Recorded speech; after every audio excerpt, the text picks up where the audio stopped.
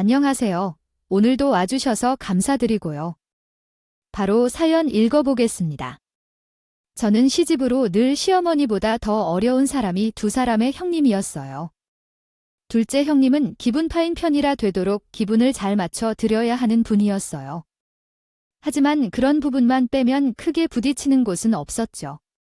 그보다 더 어려운 것은 큰형님이었어요. 큰형님은 10살 차이라 터울이 큰 것도 있었지만 원체의 큰 아주버님과 큰형님은 고압적인 성격을 가지고 있었어요. 명절에도 시댁의 일을 결정하게 되면 이런 식이었어요. 저번에 내가 말한 거 들었지? 이번 설 때 만든 음식 적어도 쓰니까 각자 상의해서 재료 챙겨와. 아침 7시까지 오고 늦지 마. 알겠어? 큰형님은 마치 직장 상사라도 된 듯이 명령처럼 말을 하고는 했어요. 그래도 큰형님이라도 저와 둘째 형님은 군말 없이 따랐죠. 명절에도 큰형님은 저희를 수족 부리듯이 하고는 했어요. 둘 다 어디가 설거지 끝났으면 방 청소도 한번 하고 저녁거리 손질해도 형님 조금 있다가 다 같이 설 영화 보고 오기로 했는데 정수랑 저녁 준비는 다녀와서 하면 어떨까요? 형님도 같이요. 영화 보고 와서도 시간은 충분할 것 같은데 내가 이거 먼저 해 두라고 했잖아. 왜 마음대로 그렇게 결정해? 영화 취소하고 청소 다 끝나면 다시 애매해. 그렇게 큰형님은 독불장군 같은 면이 있어서 의견을 내기도 어려웠어요. 하지만 그럭저럭 적응을 하고 살고 있었죠. 그런데 시아버님이 돌아가신 뒤로는 집안의 가장 역할을 남편의 두 형이 하게 되면서 큰형님과 큰 아주버님의 태도도 더 강해졌어요. 둘째, 셋째, 이리 와 큰 집에서 어머니를 모실 테니 너희는 매달 이만큼씩 돈을 우리 집에 보내라. 그리고 어머니 건강검진은 매년 너희가 책임져야 한다. 우리가 모시니까 평소에 용돈도 좀 보내드리고 큰 아주버님은 다른 형제들과 상의도 하지 않고 자기 혼자 정한 금액대로 돈을 보내라고 했어요. 의견을 묻지도 않고 정해놓은 금액을 보내라고 하니 조금 불만스럽기도 했지만 그래도 큰 집에서 어머니를 모시는 것도 사실이라서 큰 아주버님 말대로 하기로 했어요. 그렇게 큰 집은 다소 고압적이지만 집안의 가장 역할을 하게 되었어요. 시아버지가 돌아가시고 시어머니마저 아프시니 집안의 부모 노릇을 큰 집에서 하게 된 것이었죠. 큰 집이 맡은 역할이 크다는 생각이 들었는지 둘째 아주버님과 남편은 웬만하면 큰 아주버님의 말을 따라 보조를 맞추고는 했어요. 그런데 하루는 큰형님이 둘째 형님과 저를 따로 불러 만나자고 했어요. 무슨 일인가 싶어서 카페로 나가보니 큰 형님 말로는 시어머니가 점점 치매 증상을 보여서 그에 맞춰 시어멜리를 모실 준비가 필요하다는 것이었어요. 시어머니가 아무래도 치매인 것 같아 처음에는 집안에 벌레가 많다면서 자휴, 아무것도 없는 허공에 대고 자꾸 벌레를 잡으려고 하시는 거야. 그러더니 나중에는 집안에 뭐 귀신이 있다는 거야? 그게 치매 초기 증상인 줄은 몰랐지? 그러면서 큰 형님은 시어머니가 허공에 대고 자꾸 벌레를 잡는 신용을 하시는 영상을 보여줬어요. 나이가 지긋한 시어머니가 그런 행동을 하시는 것을 보니 마음이 참 안타까웠죠. 처음에는 눈에 백태가 끼고 나 있나 싶어서 아예 안과에 모시고 갔는데 물건을 잃지 않는다는 것은 매력적이군. 그러나 지금은 최근의 일들을 거의 기억 못 하신다고 하셔요. 어제 동네 친구가 귤을 가져다 주셨지만 누가 준 건지 기억하지 못하시고 얼마 전 산책 다녀오셨다가 집에 돌아오지 않아서 가까운 곳에서 찾으러 나가신 적도 있었어요. 집에 돌아가는 길을 잊으셨다고 해요. 큰 병원에 모셔 가보니 치매일 거라고 하더라고요. 조금 진행된 상태여서 약을 먹으면 얼마 동안은 더 명료해질 거라고 하더라고요. 이제 준비를 해야 할 때인 것 같아요. 그러니까 함께 이야기를 나눠보자고 부르셨어요. 시어머니가 치매일 줄은 생각지 못했어요. 그동안 총명하셨던 분이라 나이 때문에 어쩔 수 없는 일인가 싶네요. 그래서 둘째 형과 저는 큰 형님께 상황을 얘기해 드렸어요. 혹시 치매가 많이 진행된 상태라면 집에서 간병은 힘들 수 있어요. 어머니도 힘드실 수 있고요. 이제 나이가 많으시니 치매 감동을 하는 요양원으로 모시는 것이 어떨까요? 맞아요, 형님. 치매는 집에서 관리가 어려운 병이에요. 그래서 전문병원이나 요양원이 있는 거고요. 집마다 돈을 얼마씩 걷어서 전문 요양원으로 모시는 게 나을 것 같아요. 저희가 이렇게 의견을 했더니 큰형님은 우리 얼굴을 보고 한숨을 푹 쉬셨어요. 왜 그러시는가 싶었죠. 형님은 저희 얼굴을 보더니 이렇게 이야기를 했어요. 나도 그 생각을 했는데 남편 반대가 생각보다 심해. 남편은 요양원을 무슨 감옥처럼 생각하거든. 시어머니를 요양원에 모시자고 하니까 어머니를 그런 감옥 같은 곳에 쳐넣으려고 하면서 다시 그 말 꺼내면 가만 안 두겠다고 열을 펄펄 내지 뭐야. 그래서 나도 눈치 보느라 말을 못하고 있어 어쩔 수 없지? 큰 아주버님이 그렇게 말씀하신다고 하니 저희도 더 드릴 말씀이 없었어요. 유독 큰 아주버님이 시어머니를 생각하는 마음이 남다른 듯 했죠. 그래도 치매는 전문적인 간병이 필요한 병인데 집에서 간병을 하다니 걱정이 되기는 했어요. 하지만 큰 아주버님이 그렇게 말씀하시니 저희가 힘을 합쳐 모실 수밖에 없었죠. 결국 큰형님네 집에서 2분 거리에 있는 집을 따로 와도 시어머니를 모시기로 했어요. 큰형님네 첫째가 고3이라서 큰형님 집에 시어머니를 모시기 어려운 상황이었거든요. 그래서 시어머니를 모실 집을 따르고 몇 달 동안 시어머니와 고3 아들을 돌보던 형님이 지쳐서 수축해졌어요. 그 모습이 눈에 보여서 저는 큰형님에게 시어머니를 번갈아 더 해보자고 말씀드렸어요. 그래서 그 이후 저와 큰형님이 번갈아 가면서 시어머니를 돌보게 되었어요. 그렇게 또 몇 개월이 지나자 시어머니의 치매는 좀 더 진행이 되었어요. 시어머니는 눈만 몇 번 끔뻑끔뻑 거리면서 50년 세월이 우습게 지나가 버리는 것 같았어요. 아니, 늙으세요. 처음 보는 처자가 있네? 우리 아는 사이예요. 나는 아들이 셋이나 있거든요. 결혼은 했어요. 결혼했으면 우리 셋째 아들만은 애가 있을 것 같은데. 시어머니가 저를 처음 보는 사람인 마냥 눈을 반짝이면서 이렇게 말씀하시면 저는 웃으면서 그렇다고 대답을 해드릴 수밖에 없었어요. 처음에는 제가 셋째 며느리라는 것을 말씀드리고는 했지만 시어머니는 오히려 당황해 하셨어요. 그래서 그 뒤로는 시어머니의 말에 장단에 맞춰 드리면서 마음을 편하게 해드렸어요. 그렇게 지내는 사이 시어머니의 새로운 기억 속에서는 제가 오래된 친구라는 인식이 생긴 듯 했어요. 그래서 시어머니는 저한테 이렇게 말을 걸고는 하셨죠. 잘 왔어. 자기가 없으니까 심심한 거 있지? 더 자주 와. 우리는 친구잖아. 저는 그러면 웃으면서 시어멜 씨에게 친구 마냥 인사를 하고는 했어요. 시어멜니가 이렇게 점점 기억을 잃어가는 것이 안타까울 따름이었지만 말이에요. 또 치매 증상은 제각각이라더니 시어멜니는 유독 밖으로 나가기를 좋아하셨어요. 항상 창밖을 내다보면서 답답하니까 밖에 좀 나가고 싶다는 말을 입에 달고 사셨죠. 아휴, 다 답답해. 밖에 좀 나가고 싶다. 저것 좀 봐. 밖에 꽃이 폈잖아. 밖에 나가면 공기도 맑고 좋은데. 내가 다리가 안 좋아서 나가지를 못해. 시어머니는 무릎도 안 좋은 상태이셨기에 쉽게 산책을 나가지 못하셨어요. 남편은 그런 시어머니를 위해 휠체어도 사다 드렸어요. 시어머니는 뛸 듯이 좋아하셨죠. 제가 오기만 하면 휠체어에 타서 밖으로 나가자고 말씀을 하고는 하셨어요. 그렇게 지내던 어느 날 하루는 낮잠을 자다가 깬 시어머니가 저를 부르면서 통장을 하나 건네는 것이었어요. 웬 통장인가 했는데 시어머니는 이렇게 말씀하셨어요. 시집 간다면서 잘 됐다 잘 됐어. 이거 우리 남편이 나한테 준 건데 너 가져 결혼하려면 돈 많이 들잖아. 괜찮으니까 어서 챙겨둬.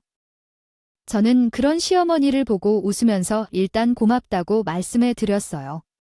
그 통장을 정말로 받을 생각은 아니었지만 말이에요. 어쨌든 웬 통장인가 하고 통장을 열어보니 그 통장은 돌아가신 시아버지 이름으로 된 통장이었어요. 그리고 통장 안에는 1억 가까이 되는 돈이 들어 있었어요. 시어머니와 시아버지가 노후 준비를 따로 하셨다는 것은 알고 있었지만 충분한 현금이 준비되어 있는 것을 보고 속으로 좀 놀랐어요. 그런데 그때 마침 큰형님이 집에 들어오셨어요. 그러더니 제 손에 들려있는 어머니의 통성을 보았죠. 그것을 보자마자 형님은 통장을 빼앗듯이 가져가면서 말했어요. 이런 통장 또 어디에 숨겨두셨던 거예요?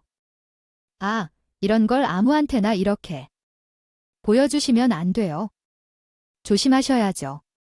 큰 형님은 이상하게도 꼭 이런 타이밍에만 나타나는 느낌이었어요. 왜냐하면 시어머니는 저번에도 저에게 비슷하게 돈을 주려고 하셨던 적이 있었거든요. 그때 시어머니는 갑자기 5만 원짜리 현금 뭉치를 들고 주더니 저한테 주면서 이렇게 말씀하셨어요. 맨날 우리 집에 와서 밥 해주느라 고생이 많지? 내가 고마워서 이거 주려고. 이걸로 맛있는 거 많이 사 먹고 옷도 사 입고 그래? 항상 고마워 언니의 저는 그 현금 뭉치를 받은 척하고 다시 돌려드릴 생각이었지만 집안에 이런 현금 뭉치가 있다는 것이 신기했어요. 시어머니가 사용하시려고 따로 넣어둔 것일까 궁금했는데 그때도 큰 형님이 타이밍 좋게 들어와서 제 손에 들린 현금 뭉치를 낚아채가며 말했어요. 어머니의 돈을 아무한테나 막 주면 안 된다고 말씀드렸잖아요. 이 돈 어디서 배우신 거예요? 저한테는 한 번도 안 주셨으면서 셋째 며느리한테는 돈 주시는 거예요. 코앞이 형님 집이라 그렇겠지만 꼭 이런 상황에만 큰형님이 나타나니 조금 곤란해지고는 했어요. 저는 돌려드릴 생각이었는데도 제가 마치 치매인 시어머니 재산 탐내는 며느리가 된 기분이 들고는 했거든요. 큰형님은 중간에 들어와 그것을 말리는 상황이 되고요. 본의 아니게 자꾸 그런 상황에 처하는 것이 저는 참 곤란했어요. 시어머니가 이렇게 돈과 통정을 숨겨둔 이유는 알 것 같았어요. 시부모님은 원래부터 자식 덕은 안 보고 살겠다는 의지가 강한 분들이셨어요. 시아버님도 돌아가실 때 재산 이야기는 자식들에게 이런 방구도 없이 떠나셨거든요. 유언에도 추가되어 있으면 돈은 손주한테 숨길 바에 형한테 주겠다는 마음이었을 겁니다. 적지 않으셨으니 자식들 돈에 기대하지 않고 산 만큼 부모의 재산도 깔끔하게 따로 쓰겠다는 의지라고 생각했어요. 시어머니의 경우 젊은 시절에는 은행에서 근무를 하셨고 매일같이 가계부를 쓰면서 살아온 분이었어요. 그래서 그런지 치매에 걸린 후에도 그 습관이 남아 있었어요. 그래서 시어머니는 아무래도 가지고 있는 돈을 잘 아껴 쓰신 것 같았어요. 시어머니에게 남아있는 시아버지가 남겨주신 돈도 꽁꽁 감춰 잘 관리하고 계셨던 것이었죠. 일부는 혹시 모르니 집안에 현금으로 두신 것 같았어요. 하지만 어디에 얼마가 있는지 알 수는 없었어요. 그저 시어머니가 스스로의 몸을 챙길 돈 정도는 가지고 계시니 다행이라는 생각이었죠. 그렇게 시어머니의 집에 왔다 갔다 하는 동안 어느 날에는 집에 돌아가는 길에 큰형님 집 앞에 용달차가 와 있는 것을 보았어요. 꽤 큰 용달차였고 실려 있는 것들은 소파와 스타일로 식기세척기까지 모두 최신형 제품들이었어요. 시어머니와 고3 첫째를 보살피느라 고생하는 형님을 위해 혹시 큰 아주버님이 선물해 주신 것인가 싶었죠. 최신형 가전이 부럽기도 했고요. 보기 좋다는 생각을 하면서 저는 집으로 돌아왔어요. 그리고 얼마 뒤 가족 모임이 있는 날이었어요. 모두 저희 집에 모여서 식사를 함께 했죠. 저는 얼마 전에 본 큰형님네 최신 가전들이 생각나 큰형님께 이야기를 했어요. 형님, 얼마 전에 지나가면서 보니까 집 앞에 용달차가 와 있더라고요. 거기에 스타일러랑 식기세척기까지 완전 최신형 가전들이 실려 있던데 큰 아주버님이 선물해 주신 거예요. 정말 부럽더라고요. 저는 정말로 부럽기도 하고 큰 형님의 즐거운 이야기를 듣고 싶어서 말을 꺼낸 거거든요. 최근 고생 많아 보이던 큰 형님에게 좋은 일이 있었던 것 같아서요. 그런데 큰 형님은 그 이야기를 듣더니 조금 깜짝 놀라는 듯한 눈치였어요. 바로 웃으면서 자랑을 하실 줄 알았는데 의외의 반응이어서 의아했어요. 그렇지만 조금은 큰 형님은 웃으면서 이야기하셨어요. 봤어. 동서 맞아. 아예 얼마 전에 집안 가전들이 싹 바꿨거든. 남편이 선물이 준 거만 하자. 내가 고생이 많다면서 정말 오랜만에 선물하지 뭐야. 고맙지 뭐. 큰 형님의 반응이 덤덤해서 생각만큼 뛸 듯이 기쁜 일은 아닌가 보다 싶었어요. 저 같으면 굉장히 기뻤을 것 같은데 큰 형님에게는 그런 일은 아닌가 보다. 하고 넘어갔죠? 그 후 식사가 끝난 뒤 큰 아주버님이 이런 이야기를 꺼내셨어요. 어머니가 모르는 사람한테 제 비밀번호를 가르쳐 준 모양이야. 얼마 전에 보니까 집안에 있던 돈이 없어졌더라고. 내 돈이요? 그보다 어머니는 별일 없으셨어요. 어떤 사람들이 집에 들어온 건데요? 글쎄요, 그건 아직 모르겠어요. 돈은 현금이 없어졌는데 아이 3천만 원 정도가 없어졌더라고. 그간 여러 명이 집을 왔다 갔다 해서 그런지 찾는 것도 어려운 것 같아. 그나마 어머니가 큰일난 당하고 돈만 가지고 간 것으로 다행으로 여기려고 애액땜했다 쳐야지. 그 큰 아주버님은 현금 3천만 원이 없어진다 치매인 시어머니가 범죄에 노출이 되었던 상황을 아무 일도 아닌 듯이 이야기를 하셨어요. 3천만 원이요. 돈 안에 당했는데 꼭 3천 원 정도 잃어버린 것만이야. 대수롭지 않은 사건인 것처럼 말하셨죠. 저는 그 이야기를 듣고 깜짝 놀랐어요. 둘째 형님도 많이 놀란 것 같았죠. 우리는 이렇게 넘어갈 일은 아닌 것 같아서 좀 더 진지하게 큰 아주버님에게 질문을 했어요. 어머니의 집 비밀번호를 바꾸셨죠. 보통 일이 아닌 것 같은데 어머니 돈도 좀 더 찾아보고 신고도 해야 하지 않을까요? 또다시 이런 일이 일어나지 않게 해야 할 것 같은데 둘째 형님과 제가 심각한 얼굴로 묻자 큰 아주버님은 갑자기 불쾌하면서 신경질적으로 이렇게 말을 했어요. 아, 거참, 그거야. 내가 다 알아서 했지요. 돈도 찾으려고 했는데, 경찰에서도 못 찾는다고 하는 걸 어떻게 하겠어요? 우리 어머니가 안 그래도 정신이 오락가락 하시는데 3천만 원 날려먹은 노인에 취급한 게 싫어서 그동안 말 안 했던 거야? 그러니까 다들 그렇게 신경 쓰이고 없어. 그리고 두 사람은 평소에는 가끔 보러 오는 게 더함. 왜 이럴 때만 참견하려고 그래요? 큰 아주버님이 이렇게까지 말씀을 하시니 저희도 더 이상 할 말이 없었어요. 남남이 며느리가 이럴 때에만 끼어든다는 식의 예민한 말투였거든요. 괜히 더 말을 얹었다가 괜한 싸움이 날 것 같아서 더 이상 아무 말도 하지 않았어요. 하지만 그렇게 위험한 일이 벌어졌다니. 시어머니가 걱정이었죠. 그런 사건이 있었다는 것을 알고 난 뒤로 저는 더 자주 시어머니를 찾아갔어요. 혹시나 시어머니가 또 비밀번호를 낯선 사람에게 알려줘서 혼자 있는데 위험한 상황이 오지는 않을까 싶어서요. 그날도 점심때 시어머니 댁에 가서 점심을 차려드리고 오후까지 함께 있었어요. 시어머니는 오후에 1시간 정도 낮잠을 주무시는 습관이 있었어요. 그날도 낮잠을 자고 일어나셨는데 일어나신 뒤에 방 안에서 저를 예전처럼 따뜻하게 부르셨어요. 얘야, 막내야, 이리 좀 건너와 봐라. 나 일어났어. 저를 친구가 아니라 막내 며느리로 부르신 것이 정말 오랜만이라 저는 얼른 시어머니가 계신 안방으로 가고 왔어요. 안방에 앉아 계신 시어머니는 평소와는 다른 모습이었어요. 치매에 걸린 뒤 평소에는 초점 없이 멍한 눈빛이었는데 그날은 총기가 넘치는 느낌이었죠.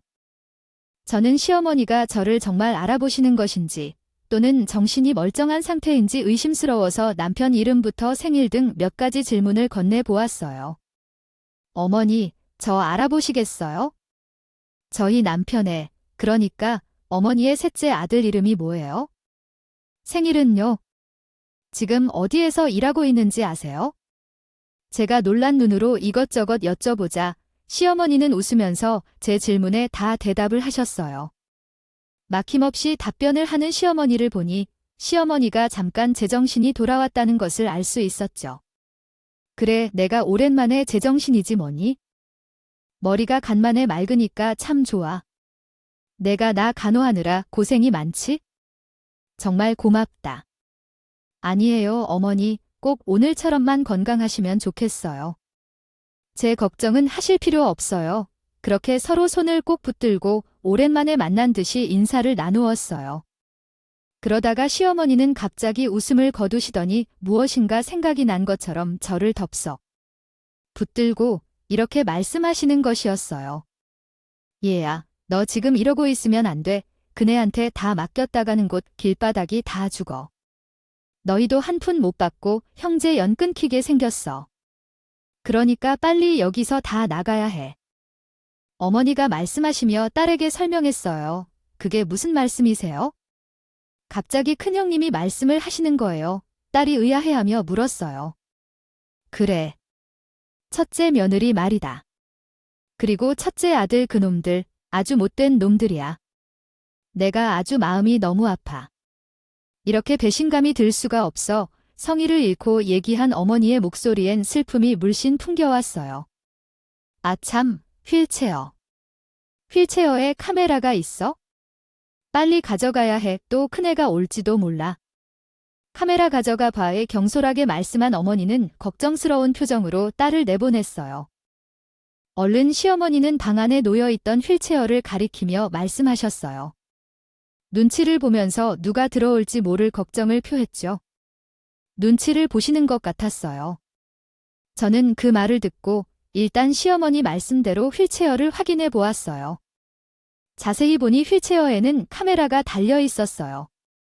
아마 남편이 휠체어를 살 때 시어머니가 안전할 수 있도록 후방 카메라 겸 블랙박스 용도의 휠체어 카메라를 달아둔 것 같았어요. 시어머니가 그 카메라 안에 무엇인가 있다고 말씀하시는 것을 보면 방 안에서도 일부러 카메라를 켜서 녹화를 하신 것 같았죠. 저는 시어머니 말씀대로 카메라를 휠체어에서 분리했어요. 그리고 클랜 형님에게 들키지 않기 위해 급하게 시어머니 댁을 나왔죠. 사실 시어머니 말에 어리둥절했지만 시어머니가 간만에 제정신으로 저에게 사정을 하시니 거짓말이거나 치매 때문에 하시는 말로 들리지는 않았어요.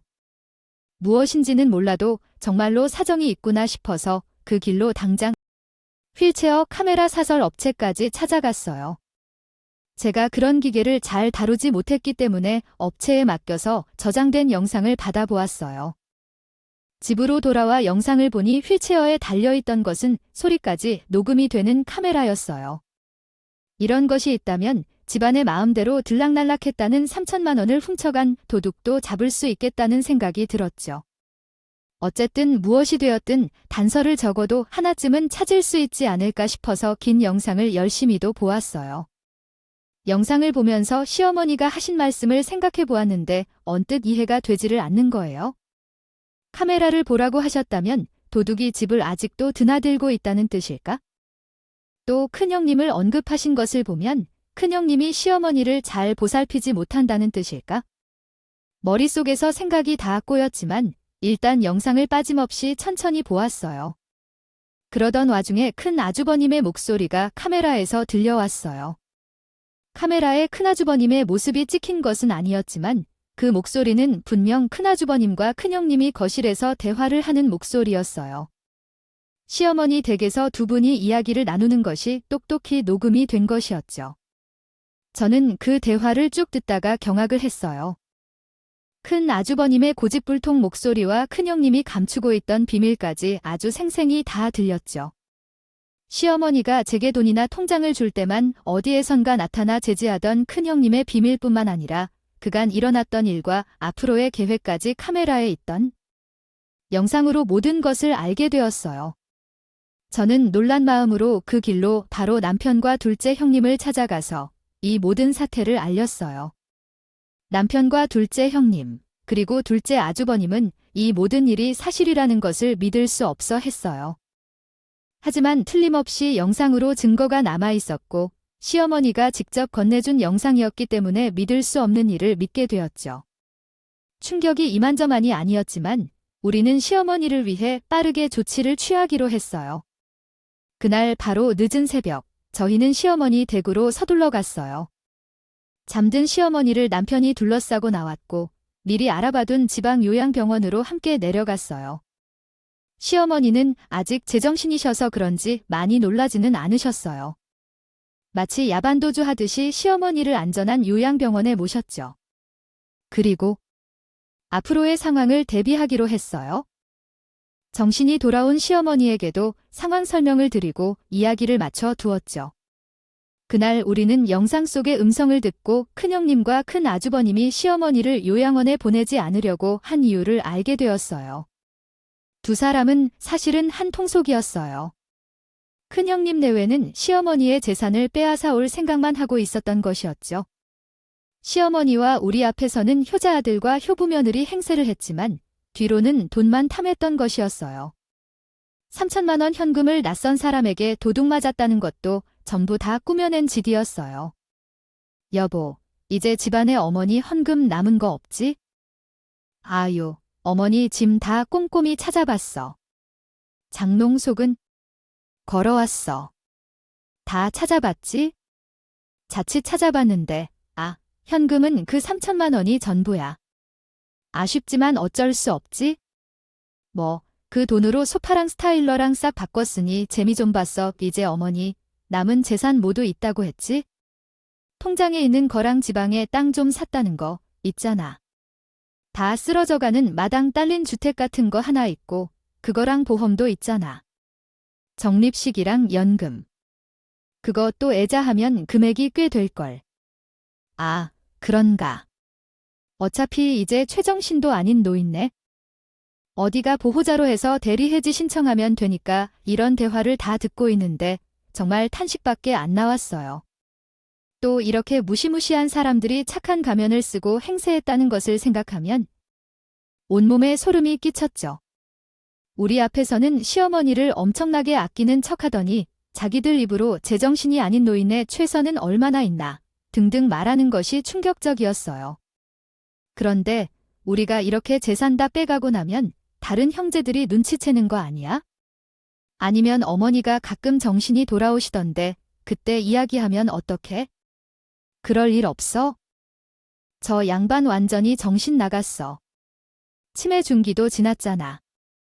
그리고 돈 다 자꾸 재산 처분한 다음에 아이 또 인연은 길을 갖다 버리고 오면 돼. 어차피 치매 노인들 길 잃어버리는 거 흔한 일이잖아. 내보내고 못 찾겠다고 버티면 돼. 하긴 어머니 돌아가시면 아이 솔직히 우리가 첫 번째 상속자잖아. 그러면 재산 좀 우리가 미리 우리 소유를 돌려놓아도 괜찮지 뭐. 어차피 우리가 시어머니 모신 거니까. 정말 충격적이었죠. 사람의 탈을 쓰고 어떻게 부모에게 절을 수 있는지. 게다가 이 대화를 시어머니가 모두 듣고 있는 것으로 생각하면 마음이 정말 아팠어요. 이 대화를 들었으니 카메라에 녹음이 되었다는 것을 아시겠겠죠? 돈 앞에서 천륜도 저버리는 양심 없는 큰 형님네 부부를 보고 반드시 처벌을 해야겠다는 생각이 들었어요. 카메라 녹음을 통해서 큰 형님이 시어머니 대거실에 CCTV를 설치했다는 것도 알 수 있었어요. 물론 치매가 있는 시어머니 혼자 계실 때 안전한지 살펴보려고 설치한 것이었겠지만 나중에는 시어머니를 감시하는 용도로 사용한 것 같았어요. 그러니 시어머니가 저에게 통장이나 돈을 건네려고 할 때마다 타이밍 좋게 들어와 막을 수 있었던 것이었겠죠? 저는 치밀한 큰형님의 계획에 소름이 돋았어요. 다음 날 이른 아침, 저와 둘째 형님은 같이 큰형님 집을 찾아갔어요. 아침 대바람부터 우리는 시어머니를 잃어버렸다면서 큰형님네 집 문을 두드렸죠. 부스스하게 막 일어난 상태로 뛰쳐나온 큰 아주버님은 깜짝 놀라는 연기를 했어요. 그게 무슨 소리야? 어머니가 없어지다니. 집 주변은 잘 찾아본 거예요. 재매노인이 기회를 얼마나 잘 잃어버리는데 혼자 나가시기 두면 어떻게 해요? 정신머리가 큰 아주버님은 명연기를 펼쳤지만 이제는 그것이 연기라는 것을 알 수 있었죠. 아니면 아직 시어머니의 재산에 다 넘겨받지 못했으니 시어머니를 찾으려는 것은 정말일 수도 있었고요. 어쨌든 놀란 큰 아주버님과 큰 형님과 함께 시어머니 댁으로 달려갔어요. 하지만 시어머니 댁은 완전히 텅 비어 있었어요. 시어머니만 안 계신 것이 아니라 이미 빈집이 되어 있었죠. 시어머니의 짐까지 싹 빠져 있는 것을 보더니 큰형님네 부부는 놀라서 물어보았어요. 아니, 이게 어떻게 된 일이야? 어머니가 성취하는 정신으로 짐을 싸서 나아가셨을 리는 없고 왜 어머니 집이 하나도 없지? 어머니 어디로 가신 거야? 그 말을 듣고 있던 남편과 둘째 아주버님이 안방에서 나왔어요. 남편은 큰 아주버님을 노려보면서 이렇게 말을 했어요. 왜 그래요? 어머니가 안 계셔서 놀랐어. 어머니 짐도 다 빠져서 왜 그 집안에 현금이라도 더 있을까 봐 아까워서 그렇게 놀라는 거야? 그 질문을 듣자 큰 아주버님과 큰형님은 아주 당황스러운 표정을 했어요. 마치 들킬 리 없는 일을 들킨 표정이었답니다. 같았죠. 하지만 큰아주버님은 이내의 표정을 고친 뒤 오히려 화가 난 목소리로 말을 했어요. 아니, 너네, 그게 무슨 말이야? 현금이라니. 어머니 집에 현금이 어디 있어? 그리고 집에 있던 현금은 싹 도난 당했다고 이야기했잖아. 지금 어머니가 없어진 마당에 너, 그럼 말도 안 되는 소리나 하고 있는 거야? 아니야, 형. 우리는 다 들었어. 샅샅이 다 찾아봤는데 현금은 그 3천만 원이 전부였다며. 아쉽지만 소파랑 스타일러랑 싹 바꿔서 재미 좀 봤다고 말이야. 뒷자주버님이 큰형님이 한 말을 그대로 따라하니 이번에는 큰 아주버님과 큰형님의 표정이 사악해 질리고 말았어요. 두 사람은 온몸에 식은땀이 흐르는지 온몸이 굳은 채로 서 있다가 겨우 어색한 웃음을 지으며 말을 했어요. 아니, 그게 무슨 말이야? 어디서 그런 말을 듣고 그런 소리를 하는 거야? 우리는 모르는 일인데 모르는 일 이제 발 빼면 못해.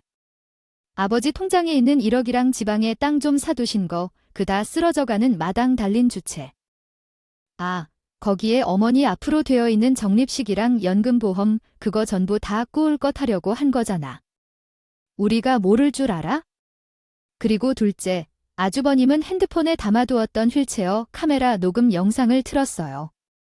거기에서는 큰 아주버님과 큰형님이 끔찍한 계획을 이야기하는 것이 생생히 재생되었죠. 그 모든 것이 재생이 될 동안 큰 아주버님과 큰형님은 아무 말도 못하고 뻣뻣이 선 채로 그것을 듣고 있을 수밖에 없었어요. 이렇게 인간 말종일 줄 모르고 당신들 손에 어머니를 맡긴 우리 스스로가 정말 원망스러워. 어떻게 이런 생각을 할 수 있어, 어떻게. 남편은 큰 아주버님의 멱살을 주면서 말했어요. 그렇게 말하는 남편의 눈에서는 눈물이 흘렀죠. 그 아주버님은 남편의 뿌리치지도 못한 채 비틀거리면서 아무 말이 없었어요. 돈을 가져가는 것은 그렇다 쳐. 그런데 어머니를 길바닥에 버리겠다고 어떻게 그런 짓을 할 생각을 해? 형을 낳아주신 어머니잖아. 우리 어머니야 어떻게 그런 생각을 하냐고. 남편이 큰 아주버님의 멱살을 붙잡고 흔들었지만 우리 중 아무도 말리지 않았어요. 남편은 큰 아주버님을 해야 할 대신 노려보다가 멱살을 잡았던 곳을 던져버리고 말았어요. 큰 아주버님은 엉덩방아를 치우며 넘어섰죠. 어차피 어머니 재산 빼앗고 나면 어머니를 길바닥에 두고 갈 생각이었잖아. 그래서 엄마 재산은 우리 둘한테 다 물려주셨어. 뭐? 아니, 그게 무슨 소리야? 넘어져 있던 큰 아주버님은 어머님의 재산을 둘째와 셋째가 다 물려받았다고 하자 그제야 이불을 열면서 소리쳤어요. 벌떡 일어나 무슨 이야기냐고 따졌죠. 돈 이야기가 나와 입으려는 것을 보고 정말 인간성이라고는 없는 말종이 맞구나 싶었어요. 왜 형은 그냥 어머니 실종됐다 셈치면 되잖아. 원래 그럴 예정이었잖아. 엄마를 실충시켰으니 재산도 같이 버린 거라고 생각하면 되는 거 아니야? 계획대로 되어서 좋지. 너 같은 쓰레기를 형이라고 우대해줬더니 정말 퉁퉁할 일이다. 처리로 비켜 남편과 둘째 아주버님은 큰 아주버님과 큰 형님을 밀쳐내고 집에서 나갔어요. 그동안 큰 아주버님의 말이라며 모두 따랐던 둘째 아주버님과 남편의 모습이 아니었죠. 시아버지가 돌아가신 뒤로 두 사람은 큰 아주버님을 마치 부모님 모시듯 대했는데 그랬던 큰 아주버님을 쓰레기만도 못하게 생각하게 되었어요. 그럴만 했으니까요. 그날 이후 집안에서 부모님 노릇을 하며 군림하던 큰형님도 같이 사라졌어요. 시어머니를 요양병원으로 옮기고 난 뒤 3일 동안이나 시어머니의 상태가 좋았어요. 시어머니께 모든 것을 정리할 시간이 주어진 것처럼 느껴졌어요. 첫째가 그런 짓을 할 줄은 몰랐다. 너희가 모두 고생이 많았어. 나도 첫째에게는 크게 실망했구나. 여태 믿고 있었는데. 그래도 이제라도 알아서 다행이지 뭐냐. 가족이라고 다 똑같이 좋은 관계만 있는 것은 아니니까. 이제 남은 날 동안 첫째를 보지 않아도 괜찮다. 시어머니는 여태 믿던 첫째에 대한 배신감이 이루 말할 수 없으셨겠지만 일로 자식을 다시 보게 되었다고 하셨어요. 아이, 그리고 내 재산은 둘째와 셋째에게만 줄 생각이야. 오늘, 내일 내로 유언서랑 상속 준비 모두 끝내자. 내가 제정신이 있을 때 해야지. 물론 대단한 재산인 곳은 아니지만 이것 때문에 내 목숨이 오락가락할 줄은 몰랐다. 이 재산은 도움만 생각하는 사람이 아닌 가족을 먼저 생각하는 자식들에게 주겠다. 그래서 저희는 시어머니를 도와 유언 작성과 상속 준비를 끝냈어요. 큰아주버님과 큰형님에게 말한 것처럼 두 사람에게는 냉전 한 푼 주지 않았죠. 어차피 그날 이후로 연을 끊고 얼굴도 보지 않았기 때문에 어떤 반응을 할지 알 수는 없었지만요. 돈 때문에 부모를 버리려고 했던 사람들에게 걸맞는 대우를 한 것 같아 속이 시원했어요. 요즘 저는 둘째 형님과 함께 주말마다 시어머니를 찾아뵙고 있어요. 요양병원은 지방에 마련된 넓은 부지에 있는 1층 건물이에요. 그래서 나이가 많은 어르신들이 쉽게 바깥으로도 나올 수 있는 구조였어요. 산책을 유난히 좋아하시던 시어머니에게는 도시보다 훨씬 좋은 공간이라는 생각도 들었어요. 종종 시어머니와 함께 산책을 하면 시어머니는 이렇게 말씀하셨어요. 둘째야, 셋째야, 항상 고맙다. 이렇게 나이 먹고 치매에 걸린 노인네도 잘 챙겨주니까 말이야. 내가 해줄 것이라고는 내 재산 나눠주는 것밖에 없지만 겉보다도 고마운 마음이 더 커 이것만은 알아주기를 바란다 어머니, 당연하죠. 저희도 어머니가 잘 지내시는 모습을 보니 마음이 놓여요. 어머니, 건강하게 오래 저희와 함께 해주세요. 시어머니는 치매 전문 관리사에게. 치매 치료도 계속 받으시니 치매의 진행도 훨씬 더 젖었어요. 가끔은 제정신이 돌아오는 날도 있어서 그럴 때는 시어머니와 많은 대화를 나누고 있어요. 그날 음성으로만 들어도 처참했던 큰 아주버님과 큰 형님의 이야기를 듣고 시어머니는 상처가 얼마나 클지 생각이 들어요. 그래서 남은 우리라도 시어머니를 더 아껴드리자는 마음이에요. 치매여도 다른 것은 다 기억하셨으면 좋겠지만 이 사건은 말끔히 잊어버리셨으면 하는 마음이에요. 시어머니에게 남은 날 동안 더 자주 찾아뵙고 잃어버린 자식의 빈자리를 메울 만큼 많은 추억을 남기려고 합니다. 여러분들에게 부모님은 어떤 존재이신가요? 아마 제 식구들과 같은 마음일 거라 생각이 듭니다. 다가오는 설날, 가족들과 함께 사랑이 넘치는 명절을 보내셨으면 좋겠습니다. 제 이야기 들어주셔서 감사합니다. 감사합니다. 오늘도 끝까지 함께 해주셔서 감사하고요. 다음 영상으로 또 찾아뵙겠습니다.